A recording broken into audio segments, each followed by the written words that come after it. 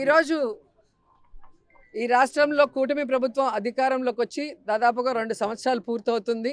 మహానాడు అంటూ దగానాడును నిర్వహిస్తున్నారు కాబట్టి ఈ 2 ఏళ్ల పరిపాలనలో వెన్నుపోటుకు 2 ఏళ్ళు ఆంధ్రప్రదేశ్ని ఎలా సర్వనాశనం చేశాడు చంద్రబాబు నాయుడు అనే మీద ఈరోజు మాట్లాడటం జరిగింది. అండ్ డీటెయిల్గా సాక్ష్యాధారాలతో కూడా ఒక బుక్లెట్ని రిలీజ్ చేయడం జరిగింది.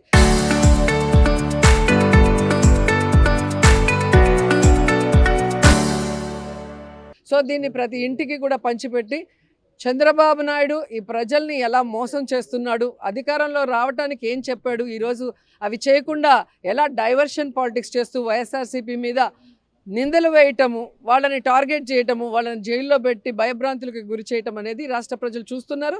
మరొకసారి వాళ్ళని చైతన్యపరిచే విధంగా ఈ యొక్క బుక్లెట్ని ప్రతి ఇంటికి గడపకి తీసుకెళ్లే కార్యక్రమం చేయబోతున్నాం. ఎందుకంటే ఈరోజు సూపర్ 6 సూపర్ హిట్ అని చెప్పి సిగ్గు లేకుండా కళ్ళార్పకుండా ఈరోజు చంద్రబాబు నాయుడు గారు అబద్ధాలు చెప్తున్నారు. సూపర్ 6లోనే ముఖ్యమైనవి మీరు చూస్తే నిరుద్యోగులకు ఉద్యోగం ఇస్తాం లేదా నిరుద్యోగ భృతి 3000 ఇస్తామన్నారు. కానీ ఈ రాష్ట్రంలో ఒక్క నిరుద్యోగికి కూడా ఉద్యోగం లేదు, నిరుద్యోగ భృతి లేదు. మరి ఎలా సూపర్ 6 సూపర్ హిట్టో నాకు చెప్పండి. అలాగే ఆడబిడ్డ నిధి 18 ఏళ్ళు దాటిన ప్రతి మహిళ ఇంట్లో ఎంతమంది ఉంటే అంతమందికి 1500 ఇస్తామన్నారు. నీకు 1500, నీకు 1500, నీకు 1500 అని ఏ విధంగా వీడియోలు వేసి ఏమార్చారో మనం చూసాం. మరి ఈరోజు ఆ 1500 18 ఏళ్ళు నిండిన ఇంట్లో ఒక్కరికైనా ఇచ్చారా? ఎంతమంది ఉంటే అంతమందికి కాదు, ఒకరికైనా ఇచ్చారా నేను అడుగుతున్నా. మరి సూపర్ 6 సూపర్ హిట్ అని ఎలా మీరు చెప్పగలరు? అలాగే మీరు చూస్తే జగన్మోహన్ రెడ్డి ఇచ్చే ప్రతి సంక్షేమ కార్యక్రమాన్ని ఇస్తున్నారు. చేయూత ఇస్తున్నారా? అలాగే డ్వాక్రా అక్క చెల్లెమ్మలకి 0 వడ్డీకి ఇస్తున్నారా? అప్పుడేమో అసలు వడ్డీతో మాఫీ చేస్తామని చేయలేదు చంద్రబాబు నాయుడు. జగనన్న వచ్చాక అది చేశారు కాబట్టి వాళ్ళు బ్రతికి బయటపడ్డారు. ఈరోజు మీరు 10 లక్షలు 0 వడ్డీకి ఇస్తాము అని చెప్పారు.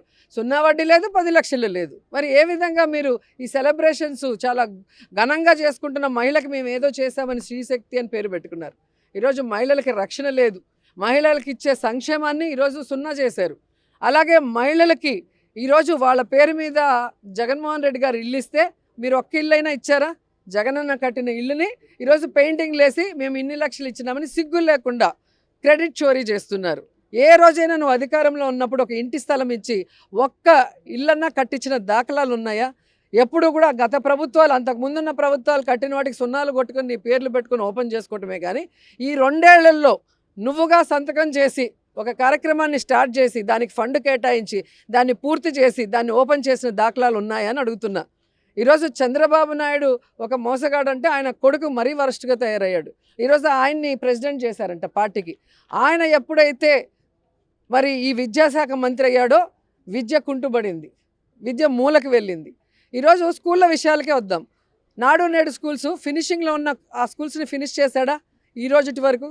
మీ నాన్న 4 సార్లు ముఖ్యమంత్రి అయ్యాడు. ఒక్క స్కూల్ రూమ్ కట్టడానికి తలకిందులు తపస్సు చేసేవాళ్ళు. కానీ జగనన్న ప్రతి స్కూల్ని రెన్యువేట్ చేయించి దానికి కావాల్సిన బుక్స్ కానీ, యూనిఫామ్స్ కానీ, వాటర్ ప్లాంట్, ప్యూరిఫైడ్ వాటర్ కానీ, వాళ్ళకి 5 రోజులు 5 రకాల భోజనం కానీ ఆ స్కూల్స్లో పిల్లలకి, అలాగే ఆడపిల్లల కోసం బాత్రూమ్స్ రన్నింగ్ వాటర్తో కానీ ఎన్ని కావాలంటే అన్నీ చేసి ఇచ్చాడు కదా. మరి మీరు ఎందుకు చేయలేకపోతున్నారు? నువ్వు వచ్చిన దగ్గర నుంచి ఇంగ్లీష్ మీడియం తీసేస్తావు, CBSE సిలబస్ తీసేస్తావు, ట్యాబులు ఇవ్వటం మానేస్తావు. ఈ సంవత్సరం అయితే ఏకంగా విద్యా కానుక ఇవ్వలేనని చేతులు ఎత్తేసావు. మరి ఎంత సిగ్గుచేటు! ఈరోజు లోకేష్ లాంటి మంత్రి ఉండటం, ఈ విద్య అమ్మఒడి ఇవ్వరు, ఫీజు రియంబర్స్మెంట్ ఇవ్వరు, ఆ పిల్లలు చదువుకున్న వాళ్ళకి ఉద్యోగాలు ఇవ్వరు, నిరుద్యోగ భృతి ఇవ్వరు. ఈరోజు కాలేజీల్లో స్కూల్లో ఏ విధంగా ఆడపిల్లల్ని హెరాస్ చేస్తుంటే, వాళ్ళ మీద దాడులు చేస్తుంటే, రేపులు చేస్తుంటే పట్టించుకో. నువ్వు మంత్రిగానే పనికిరావు అంటే ఈరోజు మీ నాన్న నిన్ను ఏదో చేయాలని ఈరోజు పార్టీ ప్రెసిడెంట్ చేశారంటే ఈ రాష్ట్రం ఏమవుతుందన్న భయం ప్రతి ఒక్కరికి కూడా ఈరోజు కలుగుతుంది.